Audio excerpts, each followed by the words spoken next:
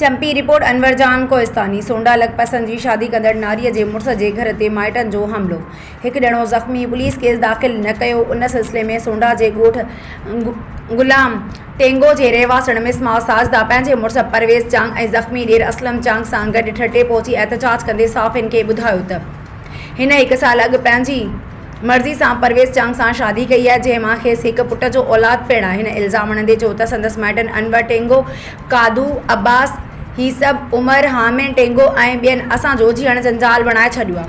8 जुलाई ते संदसि वारस राति जो 4 वॻे असांजे घर ते हमिलो करे असां मथां सख़्तु तशदुद कयो ऐं मुंहिंजे 20 ॾींहं जे पुट खे मारण जी कोशिशि कई। हमले दौरान मुंहिंजो मुड़ुसु परवेज़ ऐं मुड़ुस जो सौटु असलम चांग ज़ख़्मी थी पिया। कींजर थाणे ते दांह खणी वियासीं, पर असांजी रिपोर्ट दाख़िल न कई वई, रुॻो इलाज लाइ लेटर जारी कया विया। हिन चयो त टेंगा बिरादरीअ जे माण्हुनि हमला बि असां ते कया आहिनि ऐं केस बि असांजे 9 माण्हुनि ख़िलाफ़ु केस दाख़िल करायो वियो आहे, जंहिं मां 3 ॼणा गिरफ़्तार आहिनि ऐं ॿिया ज़मानत ते आज़ादु आहिनि।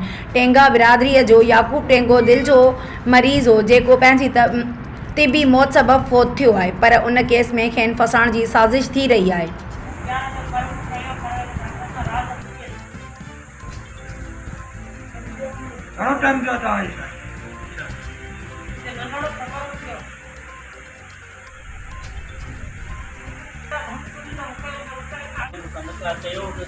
दुश्मनी थी वियो, हमिलो बि असांजे मथां, वरी इहे पारूं असांजे मथां, चङो ॾिजी विया। को हथ भरिया टे मुंहिंजो हथ जो टीचर को इंशन न कयो। असां हमिलो कयो, शिकार आबू वारा आओ मूंखे न कयो, फोट मुंहिंजे न कयो, गुना भाॼी न कयो, मारण कुझु न कयो।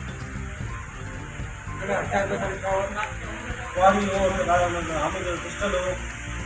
अच्छा, पोइ तव्हां एतिरा कयो?